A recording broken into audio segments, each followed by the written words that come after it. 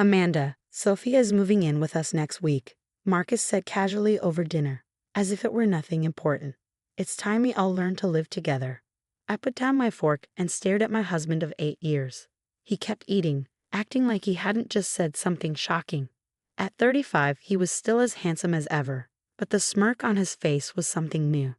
I must have misheard you, I said, keeping my voice calm even though my hands were shaking. Did you just say your mistress is moving in?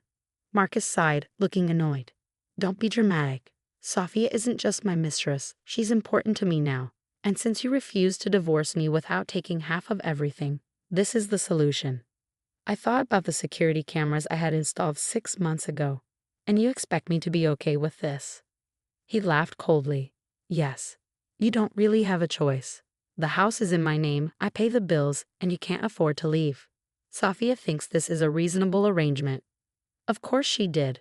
She was only 24, fresh out of college, working at Marcus's law firm. She probably thought this situation was modern and exciting. What makes you think I'll stay?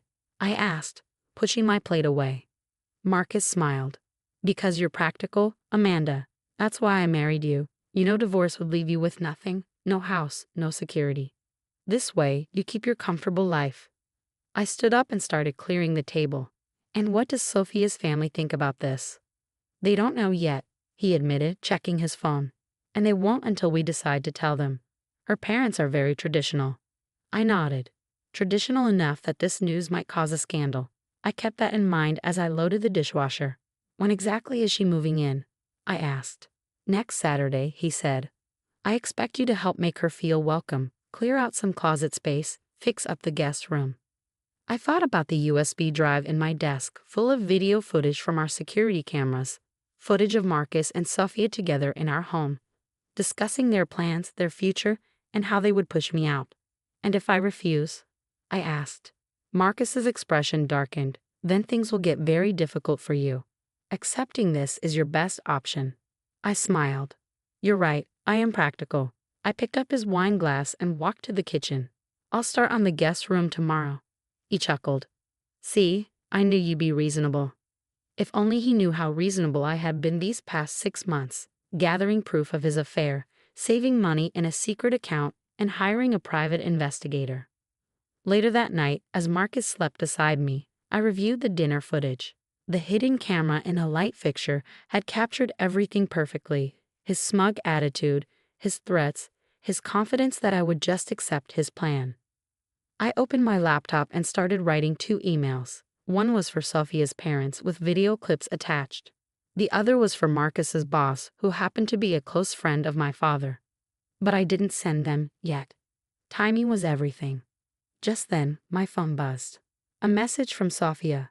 I hope Marcus told you about the new arrangement. I'm really excited about this. I took a screenshot and added it to my file. Poor Sophia. She thought she was in control, but she had no idea that Marcus had done this before, or that I had been planning my own move. Unlike his last wife, I hadn't wasted time crying. I had prepared. Marcus was right. I was practical. And on Saturday, he and Sophia would find out just how practical I could be. For now, I would play along, letting them think they had won. After all, the best traps are the ones you don't see coming until it's too late. The week leading up to Sophia's planned move-in passed in a surreal blur. I watched Marcus excitedly prepare the guest room, buying new furniture and bedding that matched Sophia's aesthetic. He even had the audacity to ask my opinion on color schemes. The pale blue would suit her better than the gray. I suggested helpfully, knowing that every credit card charge was being documented, and maybe some new curtains to match. He beamed, completely missing the irony. See, I knew you'd come around. This can work if we all try. On Thursday, I overheard him on the phone with Sophia, his voice soft and intimate in a way it hadn't been with me in years. Baby, wait until you see what I've done with the room. Amanda's been surprisingly cooperative. She's even helping decorate. I smiled to myself as I added the recorded conversation to my growing collection. That evening, I met with my father's friend, Richard Thompson, the managing partner at Marcus's law firm. Are you sure about this timing? Richard asked, reviewing the documentation I brought. Once we move forward, there's no going back. I nodded, thinking of Marcus's smug certainty that I would simply accept his humiliation. I'm sure. Everything's in place. Richard studied the evidence, videos, text messages, credit card statements showing gifts and hotel stays, all meticulously dated and organized. Marcus always was ambitious, he mused. But this, involving a junior associate, planning to move her into your home, it's beyond unprofessional. The board meeting is next Friday, correct? I confirmed. Yes, when they'll be announcing partnership promotions. Richard's expression was grim. Marcus has been the front runner. Such a shame if something were to derail that. Friday evening, Marcus brought Sophia over to show her the renovated room. I heard their excited chatter and giggles floating up the stairs as I sat in my office, finalizing my preparations. Amanda? Marcus called out. Come down and say hello properly. I descended the stairs, finding them in the guest room.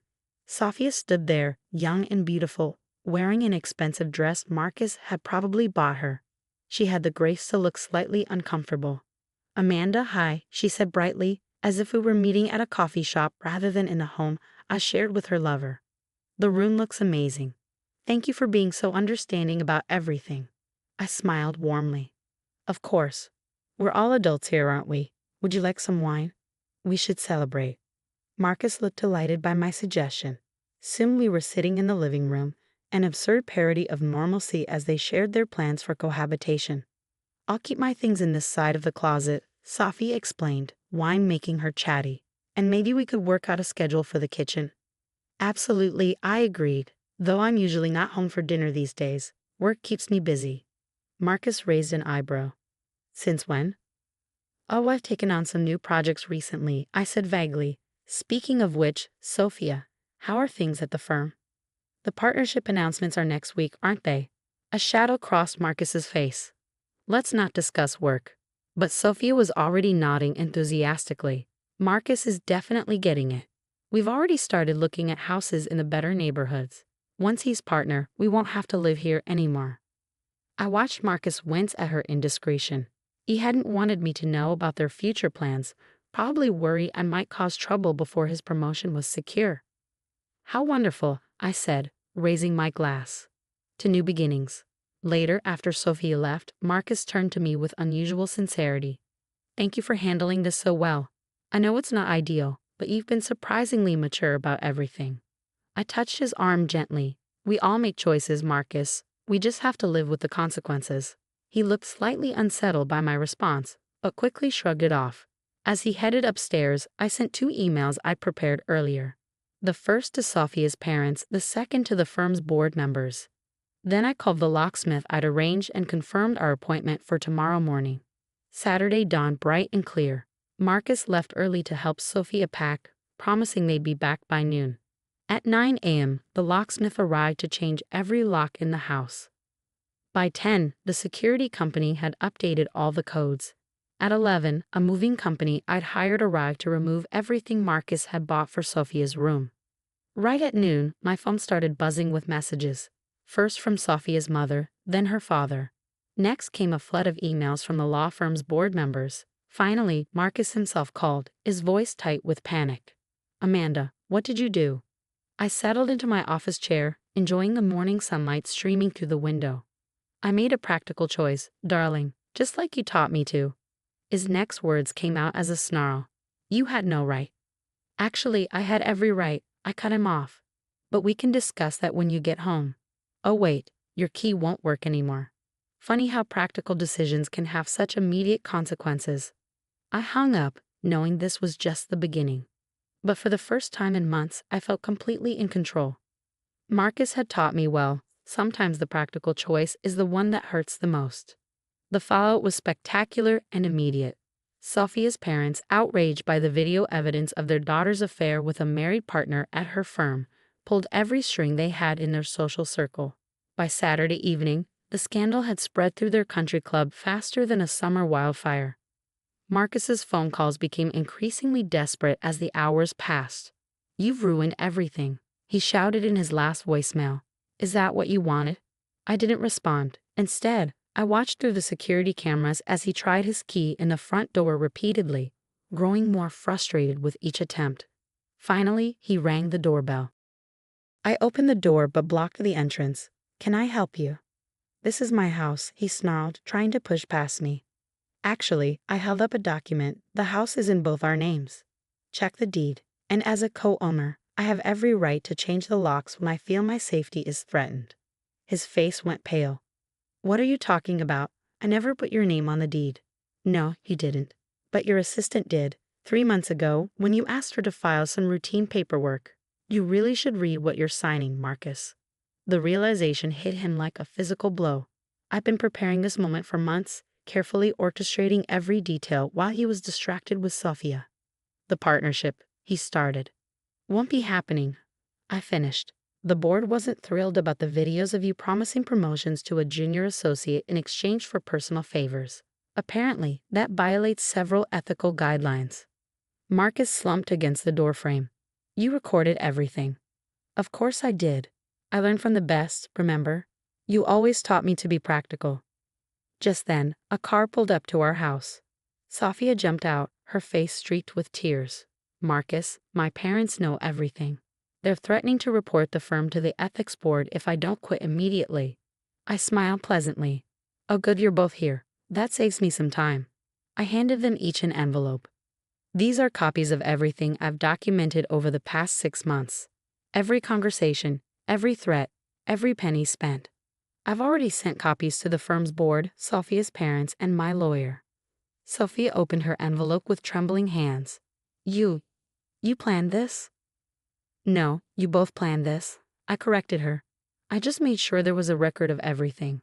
By the way, Sophia, those designer bags Marcus bought you. He used our joint credit card. I've reported them as fraudulent purchases. Marcus's face had turned an interesting shade of red. You vindictive. Careful. I warned. The cameras are still recording. They stood there, these two people who had thought they could simply push me aside, looking lost and defeated. Sophia was the first to break, running back to her car in tears. Marcus watched her go, then turned back to me.